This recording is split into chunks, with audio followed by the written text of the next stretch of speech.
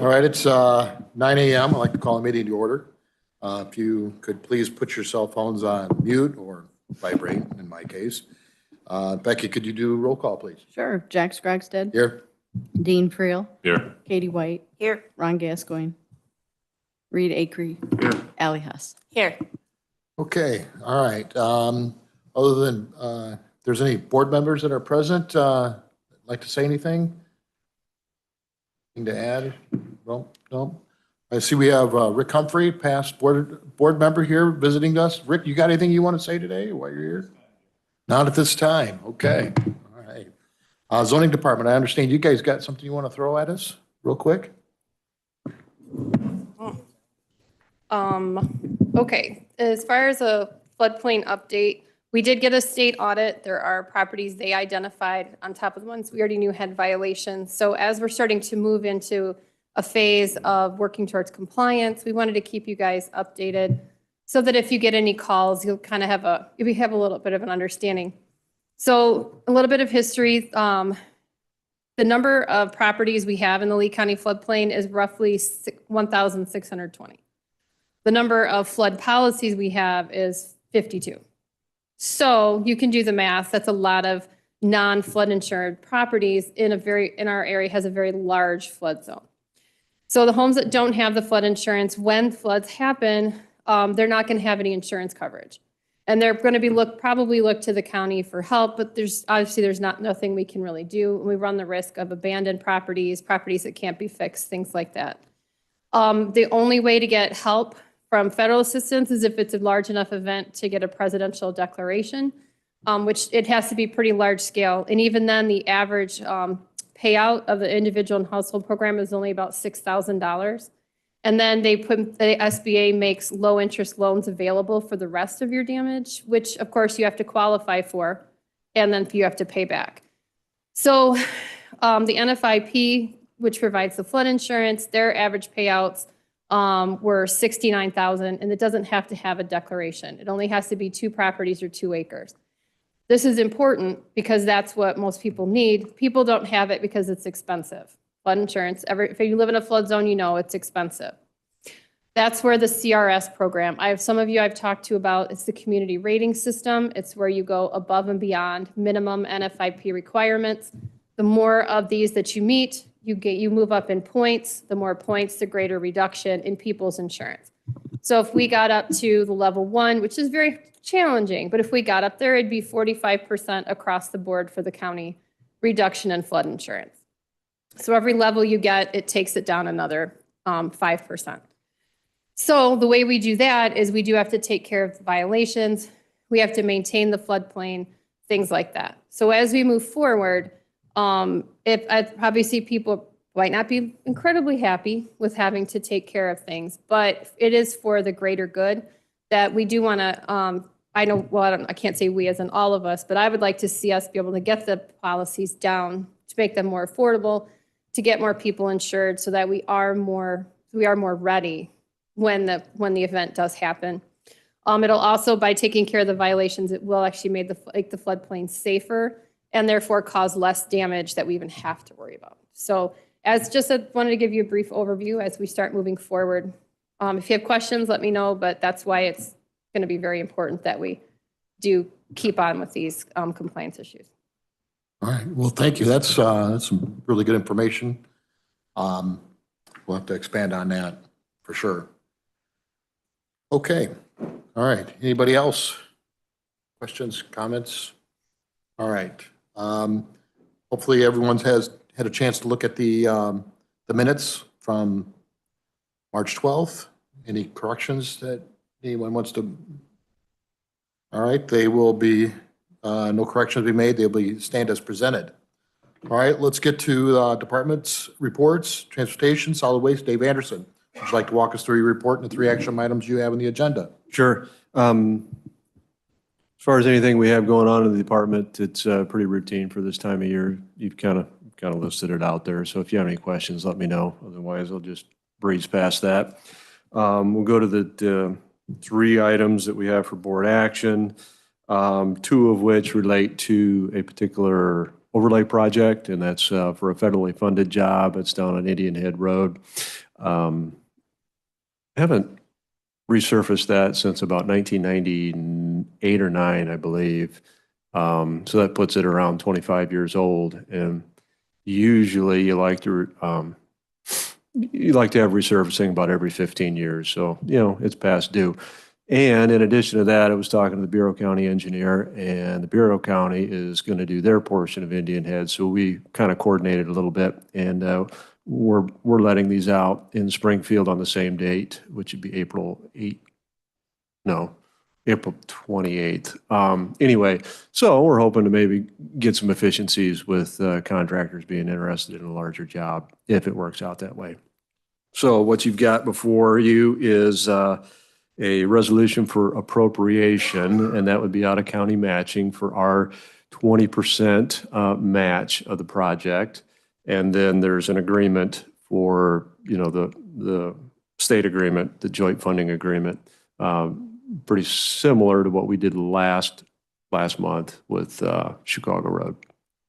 And as a note, Becky, when we put this on the agenda for the board meeting, we'll go appropriation first, agreement second. Yep. So that's those two. And then I guess I can explain the other one is we did have a bid letting yesterday. Should have those results in your on board. And we just need a award to, or a motion to award. And that only needs to be at the committee level. We don't have to take that to the board level. And that's per our procurement ordinance. All right, thanks, Dave. Any questions for Dave? All right, let's, is there a motion to move the appropriation resolution for the county matching funds for Indian Head Road to the executive committee for inclusion on the county board agenda? First by Friel, seconded by Ms. Huss. Any discussion on this? No discussion. All those in favor signify by saying aye. Aye. All opposed? Motion carried. All right, for the joint funding agreement for the state participation of the Indian Head Road, is there a motion to move the joint funding agreement for the state participation for Indian Head Road to the executive committee for inclusion on the county board agenda? First by Mr. Friel, seconded by Mr. Acree. Any discussion on that? No discussion. All those in favor signify by saying aye. Aye. All opposed? Thank you. Motion carried. Okay, for the award of bids for the April 8th, 2024 bid letting. Is there a motion to move the joint, to award the bid letting? Is that how we want to say that? Oh, I'm sorry, wrong page. Is there a motion to award the bid received on April 8th, 2024 for the project presented to the committee, subject to the highway commissioner concurrence as applicable to the IDOT review? First by Mr. Friel, seconded by Mr. Acree. Any discussion? No discussion. All those in favor signify by saying aye. Aye. All opposed? Motion carried. Place there. All right. And then, Good. Mr. Chairman, it's also worth noting that if you want to see the complete bid tabulation, it's posted on the county website. So you'll see all the contractors and what they bid on each particular line item, if you so choose. Okay. It's good to have that information as well. Okay. And solid waste, you're accepting those now? Those Yep. electronics? Yep, electronics are coming in. We had some leftover from last year that we have a shipping container, old shipping container that we store everything in until we get a load. And actually, we'll probably be close to getting a load here in about a week. Okay. So already have a load ready to go. All right. I'm heading down there probably this week, so you'll see me. Thank you. All right. Any questions for David? All right. Assessor's Office, GIS Department. I think Jennifer is not here, but we do have her report on file. Sammy, is not here also. He also put his report on file. It'll be available on the agenda packet. Jeremy, County Board, do you have anything you'd like to share with the County Board? Or with the committee, I'm sorry. Yeah, so just this morning, we met again with our Lee County Broadband Breakthrough Cohort, one of our smaller groups, to start discussing our plan with meeting with internet service providers and engaging in conversations with them to see what they could do to help us with our county and some of the infrastructure needs, and again, in our underserved areas. We're in week 5 of, I think, of our Broadband Breakthrough initiative with Benton Institute and University of Illinois Extension. And it's going quite well. We just built out our surveys, which has been a multi-week process, and where those will be launched today. So the surveys, again, are whether you have service or not. What we're requesting is folks take the survey. We know people have great service. We know some people have service not so great. We know some people do not have service at all. The goal is to take the survey, regardless of what that is, wherever you're at in the county, so we could collect that data. We're not selling any data. We just need it internally to understand the actual needs throughout the county to when we start meeting with these service providers, so we could break that down and say, and identify the infrastructure needs throughout, because that's going to be very important for us to make sure that we are able to tell the story to them, make sure that we're creating a project plan to properly execute the strategies that we're trying to create here, as well as, set us up for grant funding in the future when that opens up. Without this data, we're not going to be able to apply for a grant. We really need our constituents' data to make sure that we're prepared for that. So please be on the lookout. I'm going to post that on our freshly minted county board Facebook page. It's only been used one time, and we will continue to push it out. So share, like, spread. Do that. I will have hard copies as well. And we're going to be getting that out into the schools for kids to take home to their parents. But if you need access to that document, please let me know so you can share accordingly. All right, and just to kind of confirm, this would be, everybody in Lee County, even though you've got internet service in Dixon, do you still encouraging the people in Dixon to? I'm encouraging everybody Everyone in Lee County to please take the survey. Whether you have, again, great internet service or not, that is the goal. We need to understand, the county as a whole, if possible. Perfect. All right. Is there- So go ahead. I was just kind of curious, there won't be a mailing of that survey though? So what we're going to try to do actually is do some target marketing. So we have identified some underserved areas already through some of the maps that we've been provided with this cohort. And our GIS department is doing a fantastic job in creating that data and breaking that down for us. And our goal is to do a little bit of target marketing on some of the households that are shown as underserved currently. And there will be, we're not going to send it to all the households in the county, but we're going to target the underserved. That sounds good. Yep. Thank you. Thanks. Actually, on the, just to note, on the 23rd of April, a few representatives from the Benton Institute are going to come out, and we're going to do an on-site visit. We're going to go visit a few farms out in the Maytown area, speak to some folks that actually have, a bigger operation that do not have great service and how it affects their business. We're going to try to get in front of ComEd as they're actually developing and laying some fiber infrastructure out by Walnut, which is outside of the county, but they're still doing that. And we're trying to understand how we can see what they're doing and potentially have them, ComEd work with us as we're building out our infrastructure plans as well. Very good.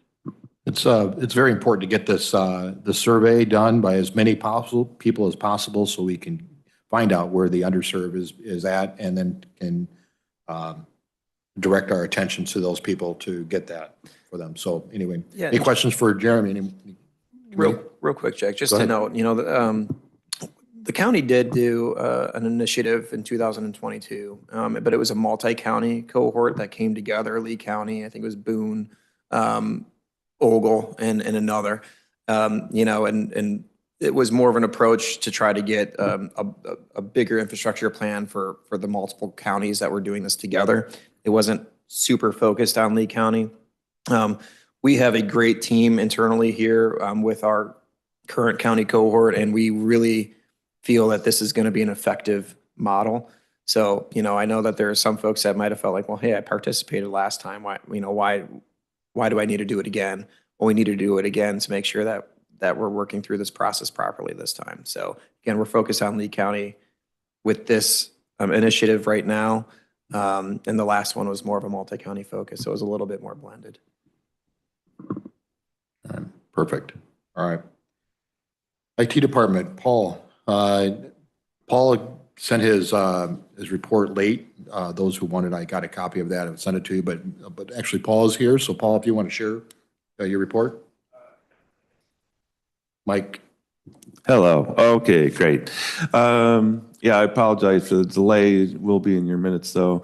The current activities are largely ongoing operational ones that have been mentioned in the last two previous months' reports, and the future ones are pretty much a pickup from last month's operational reports going forward. The one item this month that I want to kind of give you a heads up on is a project that I'm really just kind of getting started on, working with the state's attorney's office due to the additional video being captured through body cams in addition to the existing squad video. And I believe it's new discovery rules, regulations. Is that correct, Jerry? The state's attorney's office will have an increasing need to store an all-in-one location, essentially this really large amounts of data related to their cases going forward. And we have some temporary storage space aligned for that right now that'll keep them going. But after I get my research done and after further discussion with the state's attorney's office, either the state's attorney's office or IT or us together, we'll probably come in with either I think we're going to be looking for some grant money for some of this, but either a capital request this year or just a budgeted capital request coming in the next fiscal year for additional storage, either on premise, on site, or in the cloud, or both. This is just a heads up. The research is just getting started. I just want to make sure this isn't the first time that you've heard about it. Does anybody have any questions on that this time? If I could just chime in there too. This shouldn't be the first you've heard about it either. Since the Safety Act was put into place years ago and we had the body cam requirement that was going to come down the pike for sheriff's office, local municipalities and what have you, we've been talking about this through the budgeting process as well. We knew this was going to be something that was going to cause a lot of financial hardship on the counties and it was going to be unfunded by the state. So this was something that we discussed a couple years ago already at this point. One of the things to consider too is the public defender's office may need something similar to that as well. Maybe it's something that we can piggyback off of because they get a ton of footage from us. Right. So consider this a gentle reminder then. So. Oh, I get it. When it came out, the words I heard was unfunded mandate by the state, another one. So that's pretty much what it is. All right. Well, all right. Thank you. All right. I skipped over Nancy. Nancy, would you like to share a report from your department? Sure. Good morning. Just a couple of highlights. We got through the general primary with flying colors, so everything is official. It all is listed on the website. Turnout was, average. We had a lot of early voting compared to other counties, but our total was 22.7. And then the lovely yellow pieces of paper are due May 1st. So if you haven't handed those in, please hand those in on the first floor. And any questions? All right. And Nancy, please don't let me forget about trying to get more. Oh, sure. I love being on camera. I'll keep you on top of it. About publicizing the need for election judges. So don't let me forget that.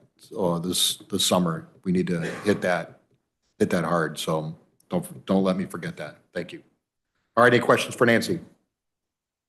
All right, no questions. Greg Lotz, would you like to share with your report with the committee?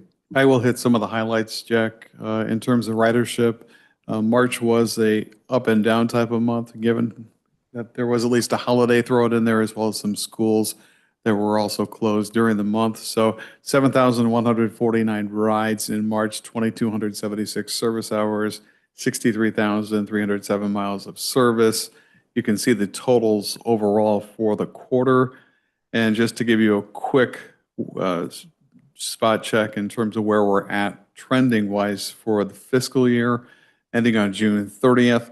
Right now, we're just a little under an expected 92,000 rides to be provided, 28,000 service hours, and 757, almost 758,000 miles traveled by our buses.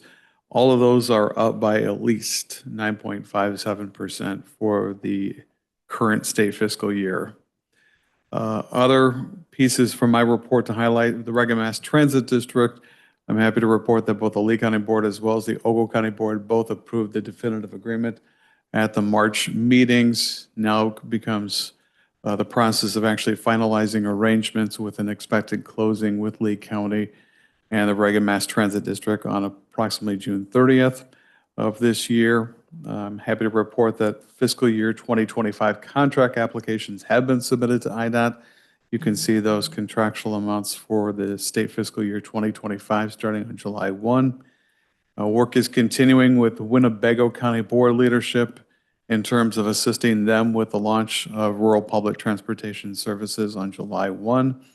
And hopefully you've heard some of the recent information being passed around about the feasibility studies that we're currently conducting with RLS and Associates. It's some contractual grant funding that we received from IDOT to do both of those studies. And effectively, it's looking at the feasibility of doing or creating fixed routes in both Dixon and Rochelle. We do have public meetings coming up on the 16th here in Dixon at the Dixon Park District office. On the 16th, you can see the meeting times 1 to 2:30 and 5:30 to 7 on next Tuesday. And then in Rochelle on the 17th, next Wednesday, with a similar time frame for 2 of those meetings at Rochelle City Hall. That is all I have unless there's any questions. I just have an idea. Jeremy, what's the possibility of maybe getting some of these postcard surveys and giving it to Greg and having him putting it in the back of the seats of the vehicles? People are riding, they can scan it with their, I don't know. Is that something that you could probably do? If Greg's willing, we definitely can get some hard copies to him and put them in the buses. Yeah, we've had some good success with the surveys that we've had for the feasibility study. So by all means, we could do a QR code on some of the buses that Yeah. people can shoot. And I actually do have a QR code that's on it. Yeah. So I could get that, let's talk after this and we'll figure out the best path for you. Good idea. Thanks, Greg. Thanks, Jack. All right. ROE office, Chris is not here, but I think we were blessed by Josh. Can you hit your green button there to turn? There you go. Thank you. All right, we got a few items we want to highlight. First of all, the one that we are extremely excited about, we just wrote for a grant for a new ALOT program that we're going to be partnering with Amboy School District on if awarded. If we're awarded the grant, the pilot program will be structured. The ROE will supply 2 full-time employees into the Amboy School District to work with their most high-need students. Those students that are struggling, and the supports that the people that we will supply will help with academic support, behavioral support, social-emotional support, help with the families as well, with the family, not just the student. So we're really excited about that program. The reason we piloting with the Amboy is because they're closest to Mendota School District. Mendota School District has taken part in this pilot through ROE 35 down there. So they can go, we're actually going April 29th, I think, or 30th to go down and see.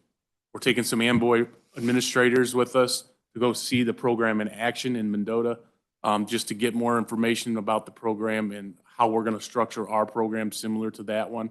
And the reviews from Mendota's principal, the school that it's in, has been off the charts. It's tremendously helped. They're Their discipline numbers are down, their attendance numbers are up.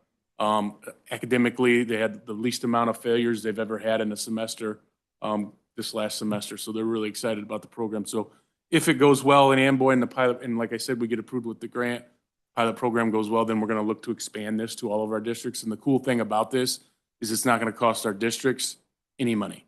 The grant, if we get the grant, it'll be funded, it'll fund itself. Even as we expand into other districts, the grant should fund itself going forward after the first year. The ROE will front the money for the grant the first year until we get the numbers in from Amboy, and then it should fund itself from there on out. Hopefully, if we get it going and we get approved. Also, our professional learning and educational services, we had our first successful student leadership summit on Friday, March 15th at the McCormick Event Center in Rock Falls. There were 127 freshman attendees representing 11 school districts from Lee, Ogle, and Whiteside County. Dr. Alonzo Kelly led students in critical thinking activities that challenged them to change their thinking and be open to new ideas. It went really, really well, and we got some really positive feedback, so we'll be doing that again on an annual basis going forward. Our Nexus program, we've supported 159 families, 384 children. 81 of those children that we supported are McKinney-Vento, which is homeless. And we've made over 5,317 family contacts through our Nexus program so far.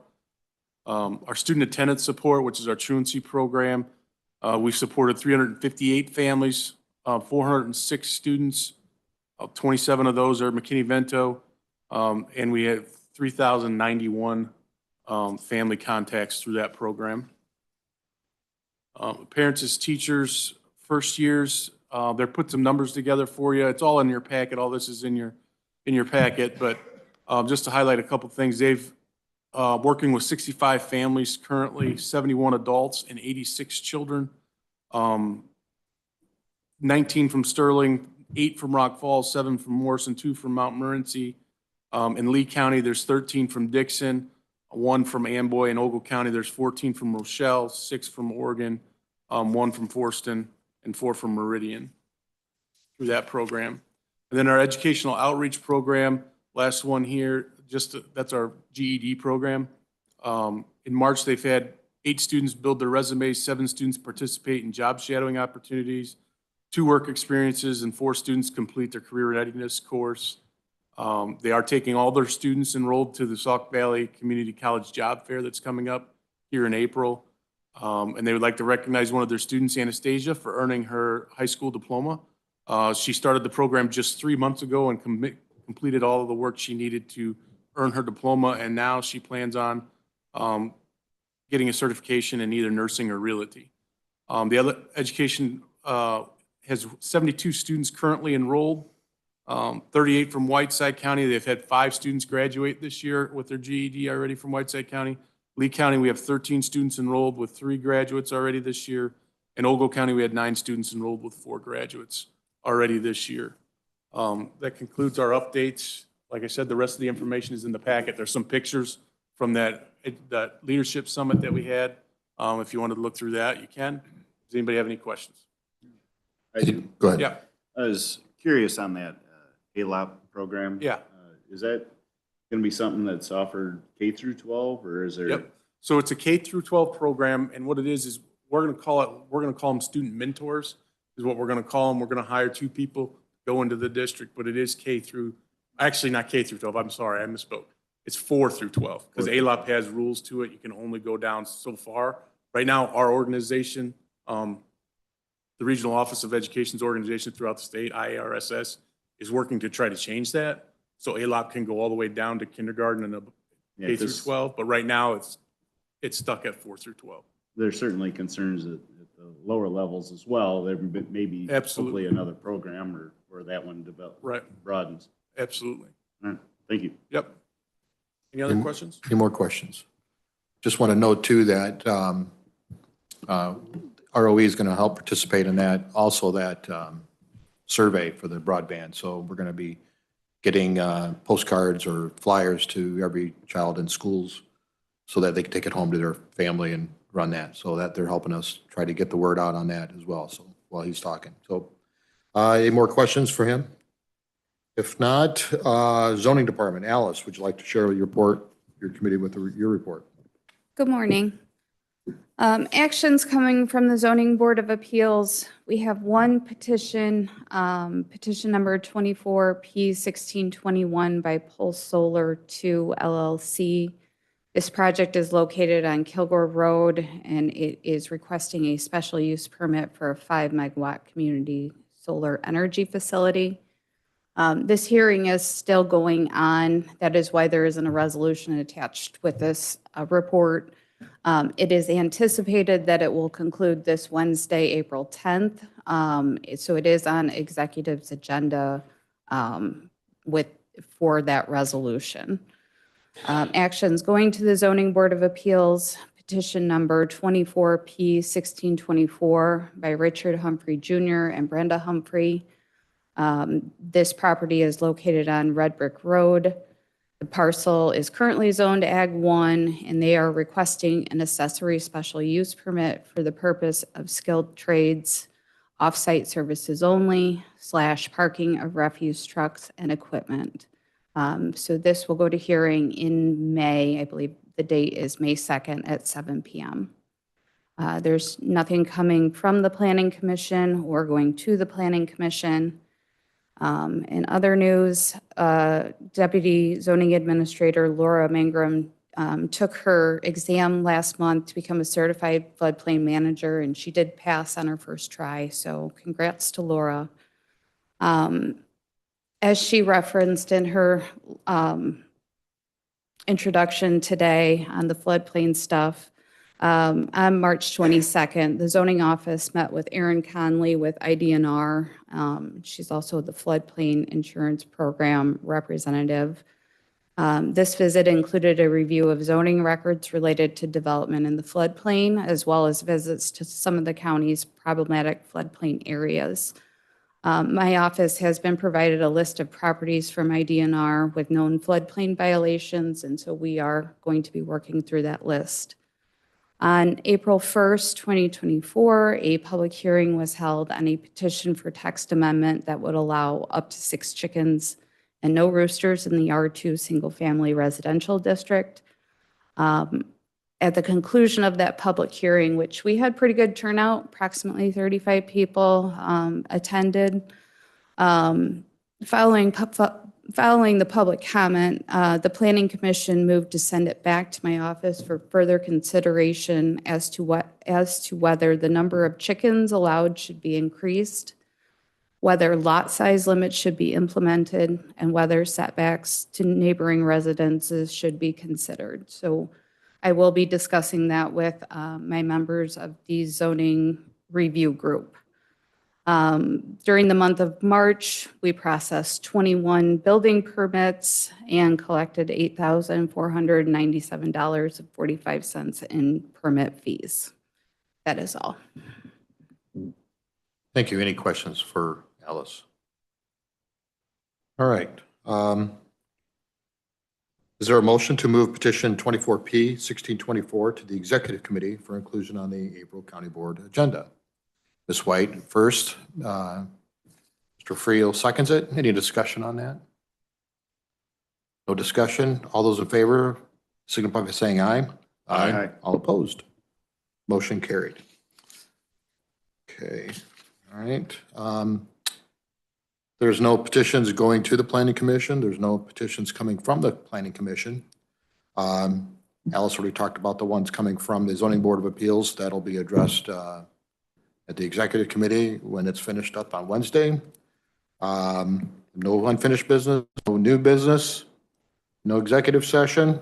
Is there a motion to adjourn? First by Mr. Friel, seconded by Ms. Huss. All those in favor signify by saying aye. Aye. Meeting adjourned.